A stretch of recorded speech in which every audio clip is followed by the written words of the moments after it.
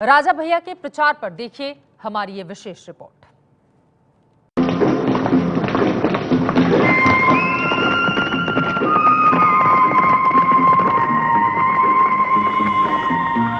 राजा भैया की सुनामी 24 वर्ष के एक राजनीतिक यात्रा और जीवन एक खुली किताब है, कोनो के उसे छिपा नहीं। भदरी के राजा रघुराज प्रताप सिंह उर्फ राजा भैया लोकतंत्र में प्रजा वोटर बन चुकी है, लेकिन राजा भैया कभी वोट मांगने किसी के दरवाजे पर नहीं जाते। अबे ए जाऊं कहा चाहता है, पहले महेंद्र बोल ले फिर हम बोल देते हैं। तो बाहर लॉन में दलित समाज के लोग कुर्सियों पर बैठे थे, महिलाएं घूंघट में थी। सब ने बारी बारी से राजा भैया के पैर छुए। सामने बैठे दलित बिरादरी के लोगों ने राजा भैया को वोट देने का वादा किया। पिछली बार सब ने बीएसपी के लिए वोट डाले थे। आप लोग भारी से भारी मतदान करें, ये हमारा अनुरोध है। हमारा समाज समर्थन कीजिए। जिंदाबाद। कि निर्दलीय ही क्यों चुनाव लड़ते हैं? जब आप अखिलेश यादव के सरकार में मंत्री रहे, सब कुछ रहे, तो समाजवादी पार्टी से क्यों नहीं? उससे पहले राजनाथ सिंह में भी थे आप। जी बिल्कुल। लखनऊ विश्वविद्यालय से पास आउट होने के बाद जब यहाँ आए तो उस समय सब क्षेत्र के लोगों ने कहा कि चुनाव लड़िए, कोई राजनीतिक पृष्ठभूमि नहीं थी, ज़रूरत नहीं महसूस हुई, इसीलिए किसी पार्टी से टिकट मांगा नहीं और तब से निर्दलीय चले आ रहे हैं। महल से निकलकर राजा भैया समर्थकों के साथ आगे बढ़ते हैं तो दूर तक बाइक का काफिला निकलता है। लारतरा में रुककर वोटर का आशीर्वाद लेते हैं और फिर मौली पहुंचते हैं, जहां उनके लिए एक सभा रखी है।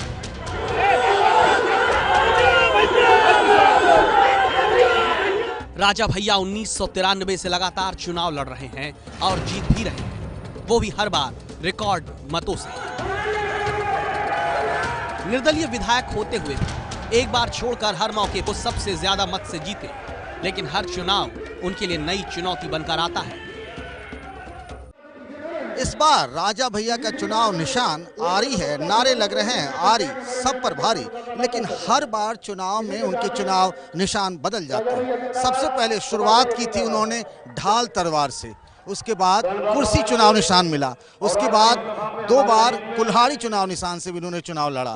यानी हर चुनाव में उनके लिए चुनाव निशान बदल जाता है और लोगों तक ये समझाने में कि आखिर वो किस चुनाव चिन्ह पर लड़ रहे हैं, ये बताना उनके लिए सबसे बड़ी चुनौती होती है। बीजेपी से लेकर समाजवादी पार्टी तक राजा भैया निर्दलीय चुनाव लड़कर भी सरकार में रहे। राजा भैया कई बार जेल भी जा चुके हैं। मायावती राज में उन पर पोटा लगा और वो 23 महीनों तक जेल में बंद रहे। अखिलेश राज में कुंडा के डीएसपी जियाउल हक की हत्या के मामले में उन्हें मंत्री पद से इस्तीफा देना पड़ा।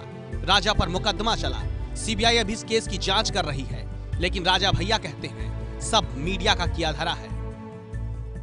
हमारा ये मानना है कि मीडिया अगर हर बात को ठीक से समीक्षा करके उसकी मीमांसा करके अगर निकाले तो न तो कोई डर है और न ही ऐसा कोई नाम का हुआ। तो फिर छवि कैसे बन गई?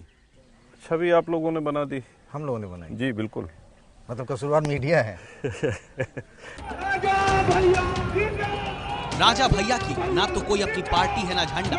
राजा भैया यूथ ब्रिगेड नाम से उनके समर्थकों ने एक संगठन जरूर बना रखा है। 23 साल हो गए इस बात के। मुलायम सिंह राजा के जितने करीब हैं, उतने ही राजनाथ सिंह भी, और मायावती को छोड़ राजा को किसी से परहेज नहीं।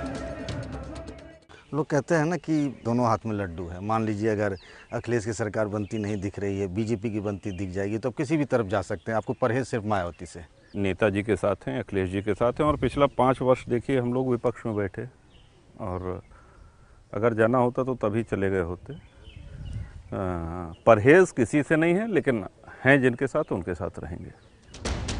चुनावी हलफनामे के मुताबिक राजा भैया और उनके परिवार के पास करीब 10 करोड़ की चल संपत्ति है, जिसमें करीब 3 किलो सोना राजा भैया के पास और 3.5 किलो से ज्यादा सोना पत्नी के पास है। इसके अलावा 6 करोड़ की अचल संपत्ति भी है। जिस राजा भैया को विपक्ष गुंडा का गुंडा कहता है, उनके चुनाव प्रचार करने का तरीका भी बिल्कुल अलग है।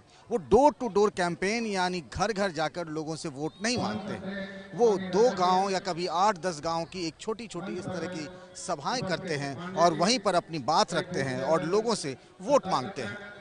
यादव जी ने कहा कि इस बार राजा भैया के खिलाफ 5 प्रत्याशी मैदान में हैं, जबकि एसपी कांग्रेस गठबंधन ने वॉकओवर दे रखा है। प्रतापगढ़ के कुंडा से पंकज झा की रिपोर्ट।